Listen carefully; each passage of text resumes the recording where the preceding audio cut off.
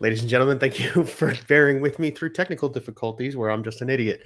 Thanks for joining us here on BSing Sports, where we do a little BS. We Technical talk, difficulties. we talk a whole lot of sports. Yeah, so I mean, for those of you following along, we've been doing predictions. We started last week, a little bit the week before with the Phillies predictions. So we're going to jump into the AL East this week. But before we get started on that, Ryan and I went to a spring training game yesterday, and it was kind of awesome.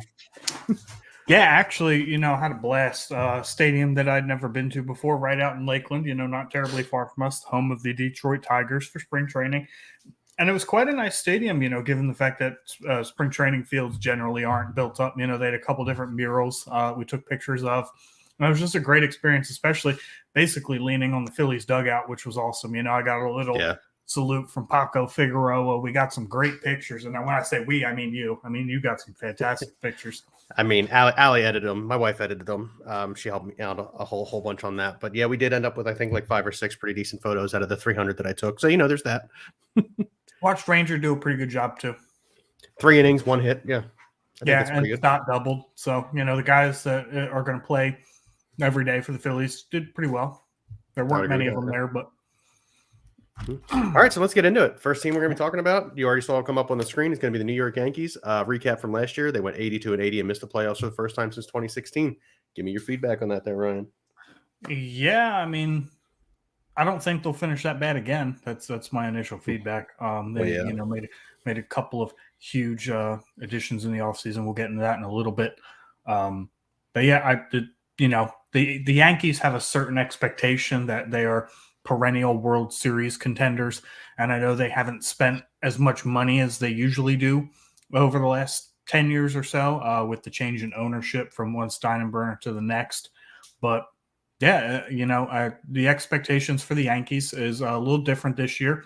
We've got 93.5 wins as the over-under, and that's why they're first on the list. If you did not watch last week's episode, we don't have the teams listed in any particular order other than what the sports books tell us the over-under for the wins total is going to be. Does not necessarily mean we agree with it. That's why we are here to talk about it. So right, exactly right. Good. And to kick it off here, we've got some key returning players from the Yankees. So we've got a couple here. I've got 4 big names. Well, 3 big names, can be 4 if this individual kind of turns it around. So the first big piece is Anthony Rizzo, right? He only played 99 games last year, did miss some time with a concussion. Prior to that concussion, he was hitting .328, slashing incredible numbers. He was feasting in Yankee Stadium. But overall in the season, 99 games played, 12 home runs, 41 RBIs, finished with a .244 batting average, .328 on base percentage, a very, very unlike Rizzo, .378 slugging percentage to bring his OPS to 706 and a sub 100 OPS plus at 94. So a below average hitter for the season based on those statistics. And as I touched on before, concussion really took him out. So I expect a bit of a turnaround here for Anthony Rizzo, to stay healthy this season. And he looks pretty good this spring. Yeah, yes. I'm glad you touched on the concussion situation because you're right. He was tearing it up prior to the concussion. And then when he finally came back from the concussion, it just looked like he wasn't seeing the ball, or maybe he just wasn't comfortable at the plate, but something was going on there. He didn't look right. Back it up. Yeah. Ben Podcast says, good afternoon, gents. Good afternoon, sir. I see that you're an Orioles fan. So I don't know what Bill's take is on the Orioles, but I'm sure you'll love what I have to say about the Orioles. Hint, hint. Yeah, I wonder who's winning the division. We'll see. I guess we'll see in September. But so we've got some. Sorry. Go ahead. Yeah. More of the returning pieces, guys. That I mean, you're talking about Aaron Judge, only played 106 games last year, dealt with some injuries. Giancarlo Stanton only played 101 games last year, dealt with some injuries. Big common denominator for the Yankees last year. You're going to touch on this a little bit later. I'm reading it down here at the bottom, but they were plagued by injuries most of the season. The entire roster. It wasn't just the Rizzo. But yeah, these are big names coming back. Aaron Judge, everybody knows who Aaron Judge is, right? Giancarlo Stanton, 40 home runs this season if he can stay healthy, 40, 50 home run seasons. And then obviously Garrett Cole, unanimous winner. You already kind of touched on it, but between the 3 hitters that I have as the key returning pieces, Rizzo, Judge, and Stanton, 99 games, 106 games, 101 games. That's just not going to do it, right? We need, if you're a Yankees fan, you really need those guys to stay on the field. Gucci. What up, Gucci? You really need those guys to stay on the field and produce better. That being said, Judge in 106 games hit 37 home runs, drove in 75 runs, 175 OPS plus, and an actual OPS over 1,000. So he had a fantastic season in a shortened year. Stanton, 101 games. The power numbers were still pretty good, not great by his standards. 24 home runs, 60 RBIs. He's just got to play better overall. I mean, we're talking 191 batting average, 275 on base percentage, 420 slugging, 87 OPS plus. I mean, that's embarrassing, right? They need a huge bounce back year from Giancarlo Stanton if they're going to do anything in the playoffs or even in the AL East, which the Orioles with a very quick turnaround in their rebuild all of a sudden could potentially be the kings of the division. Could be, yeah. To get into the offseason moves, the Yankees have finally pulled their head out of their rear ends, went and acquired a big left-handed bat for their short porch in right field, acquired Juan Soto, 35 home runs, 109 RBIs, slash 275, 410, 519, and 930 for a 158 OPS plus.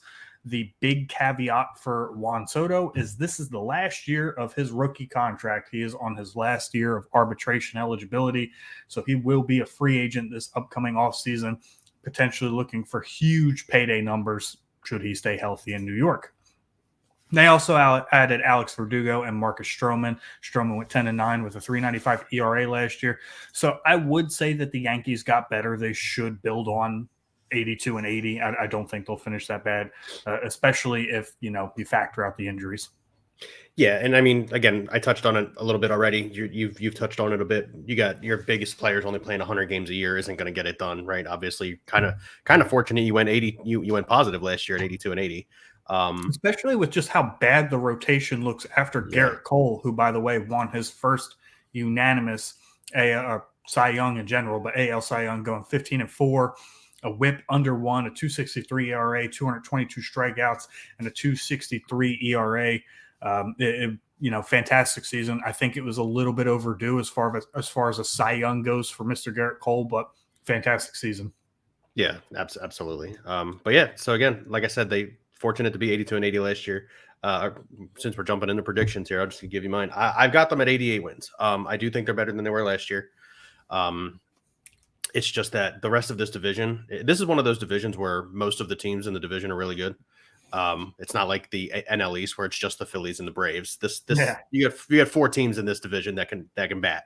So I think they get to 88 wins. I also have them at third in the division. So I think 93.5 is a good line, because if you add up the additions of Soto and just assuming that Judge and Stanton and Rizzo stay healthier this year, I expect probably 92 wins. So I'm going to take the under on that one. Okay. But like I said, 93.5, that's a pretty good line. I expect them to finish right around there. They should hit, right? They should rake. If that lineup stays healthy, Soto coming in, they should rake no problem. I have huge question marks about that rotation after Garrett Cole. Even Marcus Stroman is a relatively, not average, but he's a little bit better than average. But behind Garrett Cole, they're really suspect. I think he's comparable to Aaron Nola in the way that, he's an okay number 2. He'd probably be better off as a number 3. That might be a bit controversial for my Philadelphia fans listening, but that's really how I feel about Aaron Nola, and I've said that for years. But yeah, I just, it scares me. That the bottom 3 of the rotation scares me. That's really what it comes down to. So that's why I don't have them winning the division ultimately, but I think that they're in a pretty good spot. They should bounce back. All right. Well, we're both going with the under. I'm going way under. Yeah, so hate the Yankees, but Bader is a bad man. No, Harrison Bader is built like a bad man, and he runs pretty fast. He's just not a very good baseball player.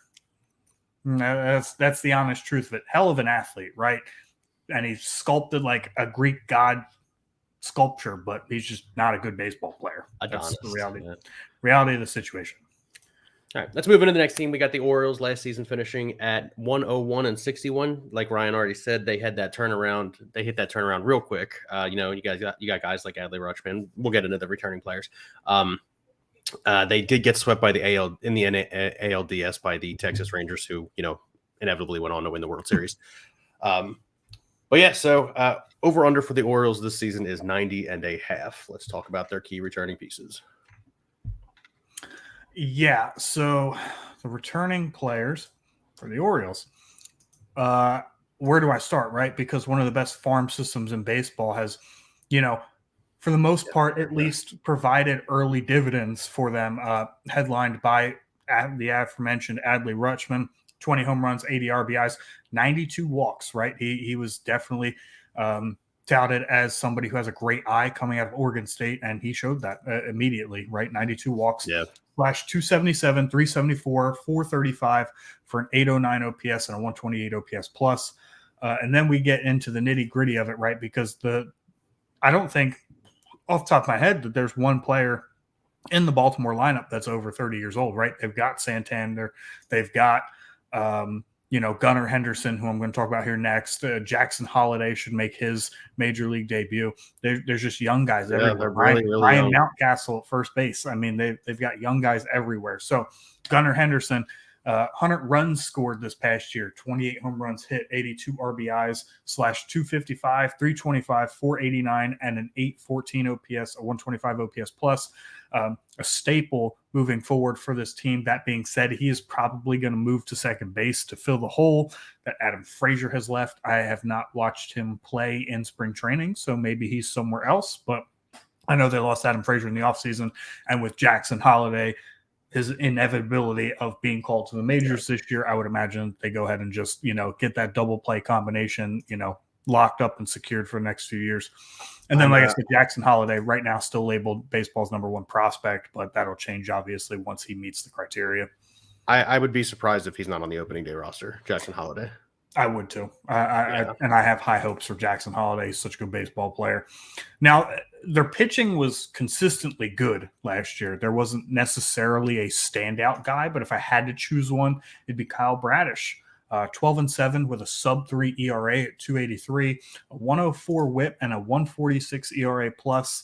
For those of you that did not tune in last week or do not understand what OPS plus and ERA plus is, it's basically taking the pitcher's numbers and the hitter's numbers and accounting for things that they can control as well as things they can't control, like ballpark, pitching face, competition faced, different factors that necessarily the baseline numbers we're used to seeing for years don't necessarily account for. So, for example, guys in Colorado, their OPS plus is going to be slightly lower because it's a hitter-friendly park. That's just the way it works out. And I think it's a more accurate number to describe how good a baseball player is. Are there perfect numbers? No, not really, but that's just the way it is.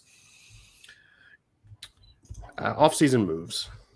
Yeah, they made a huge off-season move, right? I think it's one of the lesser talked about moves, and it's why I'm surprised that the Orioles over-under is as low as it is compared to last year, right? We've got Corbin Burns, the 2021 NL Cy Young Award winner, right? But this past season went 10-8 with a 3.39 ERA, a 107 whip, and 200 strikeouts in just under 200 innings.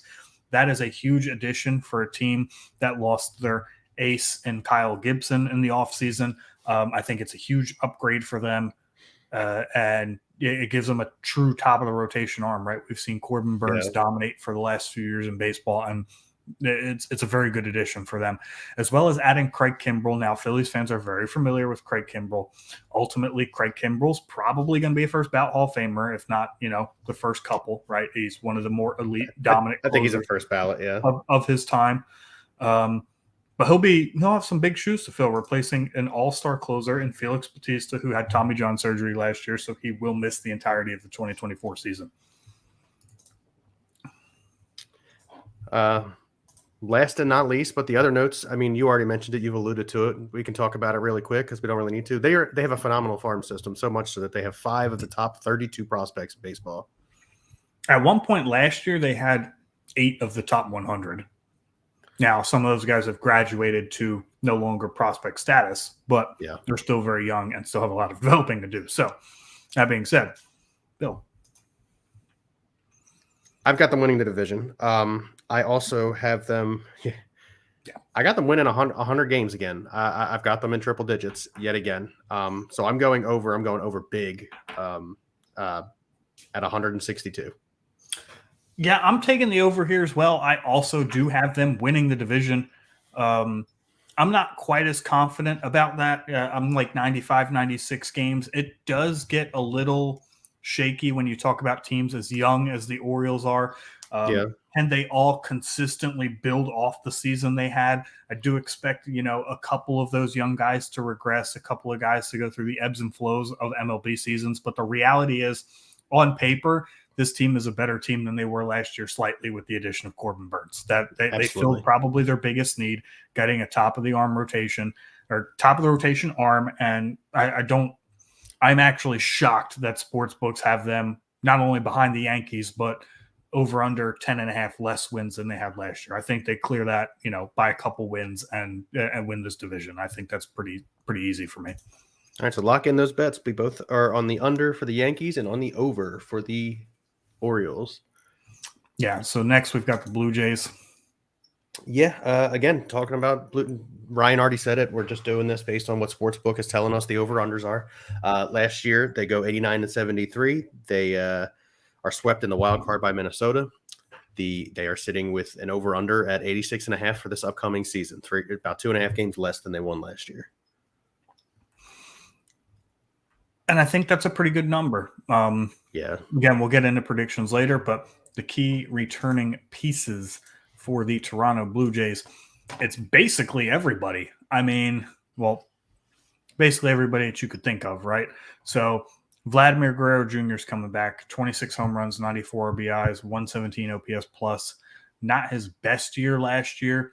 Bo Bichette also obviously back, 20 home runs, 73 RBIs. He had a 306 slash line, 339, 475 for an 814 OPS, a 123 OPS plus. He was pretty solid, probably their most consistent player last year. And then they had two pitchers that really stuck out to me. It was Kevin Gausman and Chris Bassett. Kevin Gausman being one of the better pitchers in the majors the last few years. Kind of had a turnaround with the Giants and Gabe Kapler. Kind of revitalized his career. Went 12-9 last year with a 3.16 ERA, a 1.18 WHIP, and then 185 innings pitched. He had 237 strikeouts, finished with a 1.34 ERA plus. Chris Bassett went 16-8 with a 3.6 ERA, the same exact WHIP as Kevin Gausman, 1.18, and in 200 innings pitched, he had a 118 ERA plus. So, a solid 1-2 duo there at the top of the rotation, right? But in this division, you need hitters.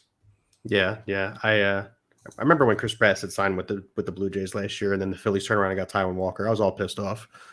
Yeah, I wanted Chris Bassett. I think Chris Bassett was going to be the cheaper option, but at the same time, I don't necessarily think it didn't work out for the Phillies. Right after year one, I'm not 100% convinced that they necessarily made a bad move. Yeah, no, you're right. Obviously, time will still tell. But I just remember really, and I think we talked about it. We talked about everything on the show. Mentioned how I wanted Chris Bassett at the time. So key offseason moves. I mean, this is where I struggle with this team, right? So they lost Brandon Belt, Matt Chapman, Whit Merrifield, and Hyunjin Ryu. They all depart.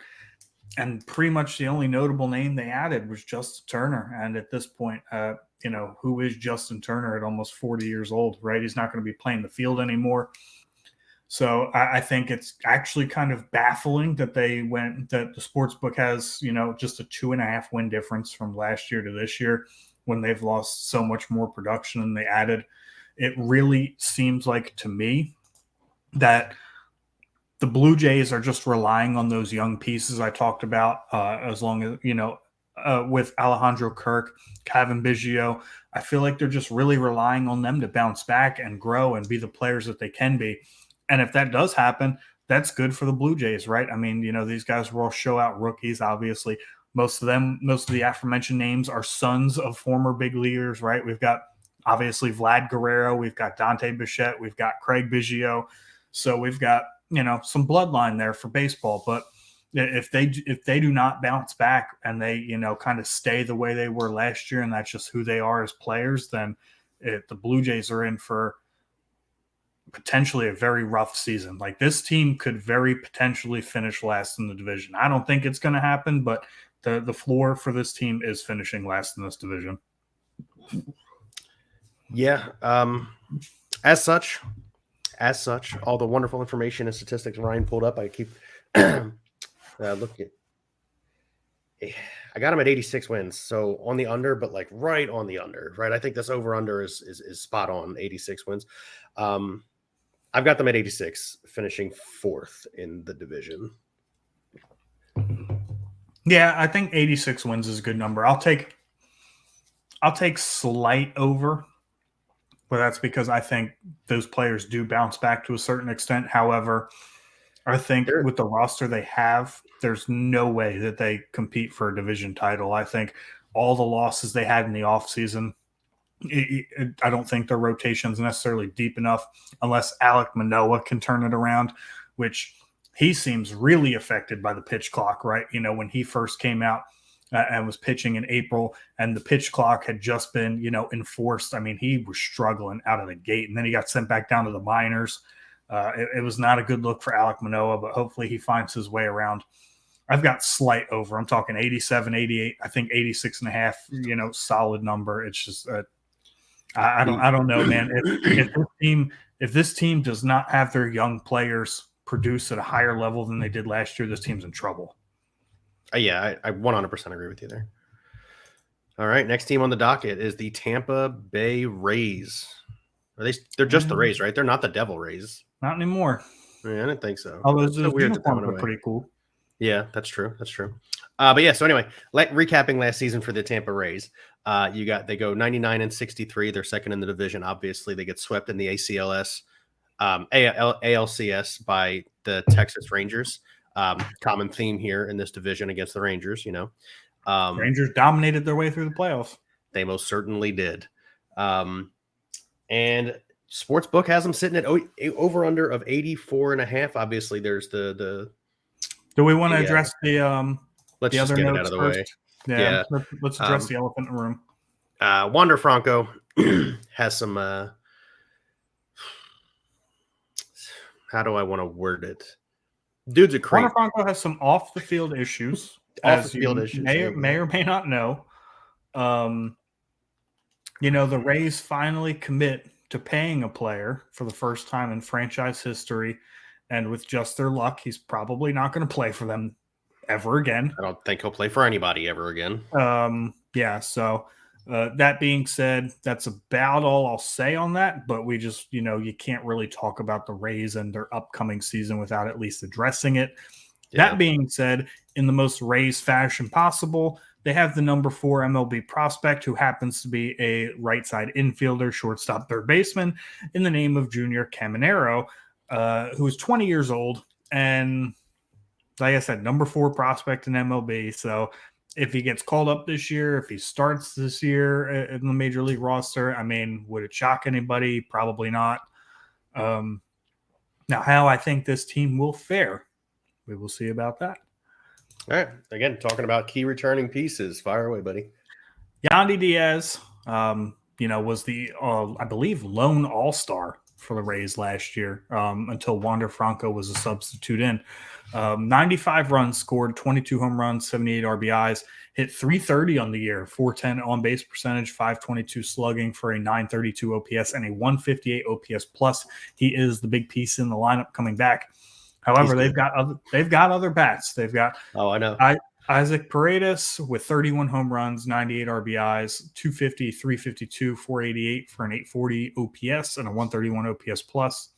Josh Lowe. I think he's related to Brandon Lowe. Is he? No, he might be related to Lowe, the one guy that was on the team a couple years ago, and then he went to the Rangers. Okay.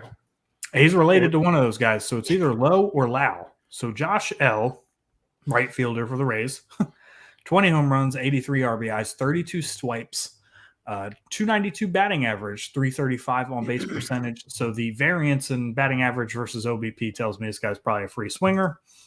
500 slugging percentage for an 835 OPS and a 129 OPS plus. So, so far, 3, pretty good bats returning. And then you've got what was that ALCS hero Randy Arozarena from a few years ago. Still Yeah, the on the COVID team. year, right? 23 home runs, 83 RBIs, 22 steals, a 254 batting average, a 364 on base, a 425 slugging, 789 OPS, and a 120 OPS plus. And their best returning pitcher, because unfortunately Shane McClanahan had Tommy John surgery late in the year, will be out for the season. So their best returning pitcher is none other than the most average guy in Philadelphia Phillies history, Zach Eflin. I mean, yeah, but he goes 16-8 last year with a 3.50 ERA. It's for whatever reason Tampa agrees with him. Yeah, I mean, Tampa has that. I mean, I want to sit here and say the loss of Wander Franco is going to be huge for this team, but the reality is Tampa has cleared just about every roadblock that everybody thought they were going to, hit. I'm going to make a bold prediction. I'm going to sit here and say the loss of Tyler Glasnow is bigger for this team than the loss of Wander Franco, because if you look up and down the Rays lineup, they've got some hitters there. However, when you factor in the loss of Shane McClanahan and the fact that Tyler Glasnow is now in LA, I think that pitching loss is going to be bigger than the hitting loss. I do. I would agree with you there. It's just the same. It's you can argue that for a lot of teams, but this one very specifically, I think the Glasnow loss is pretty big. Jake Diekman also is gone.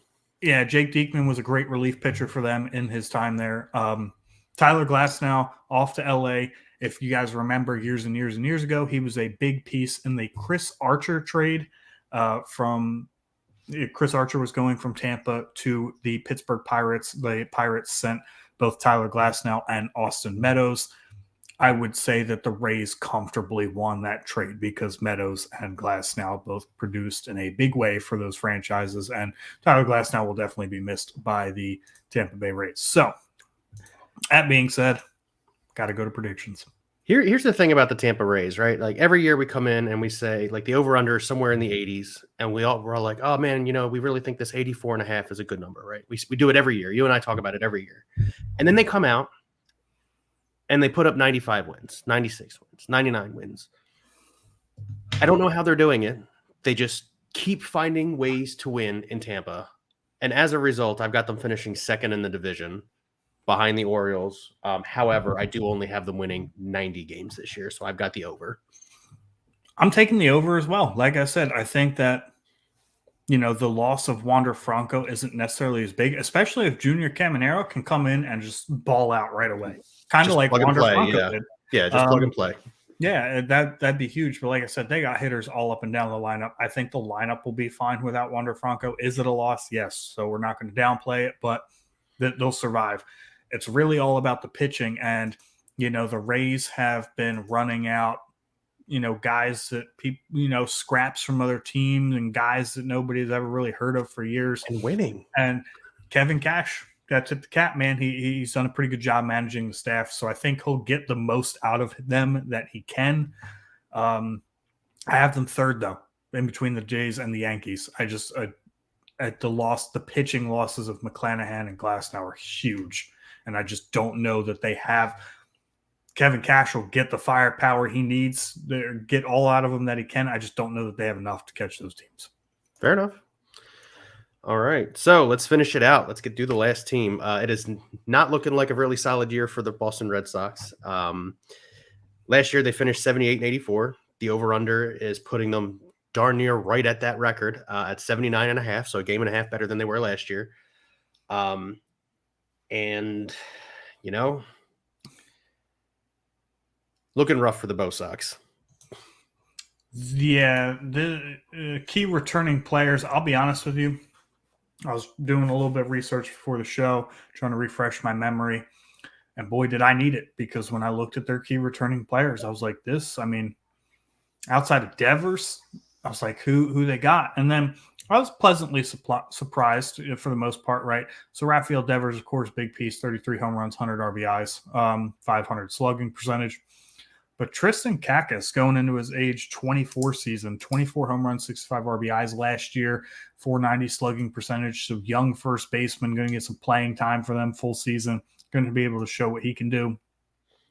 Jarren Duran in center field, 24 steals last year, hit 295. So at least gives him something a little bit at the top of the lineup, right? Duran not being the youngest guy going into his age 27 season. And then they had a young guy, 24-year-old Weiler Abreu, played 24 games, but he hit 316 and slugged 474. So, I mean, a little bit of promise there.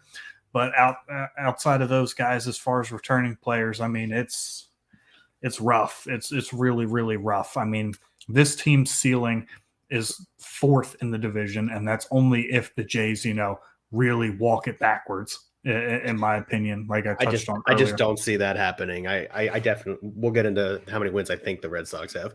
But listen, obviously, the entire time you and I both grew up, the Red Sox were always competing for titles, right? Like they were always in the battle, the bloody sock situation with Schilling and everything. And they had Pedro, Manny, Poppy, Veritek. I mean, it goes on and on and on and so on. it's very rare to sit down and do a preseason recap of the Boston Red Sox and think to myself, man, are they better than they were last year? And to not know if the answer is yes or no, so it's just new, looking back historically, as long as I've been alive, the Red Sox have been competitive, and they just are not right now.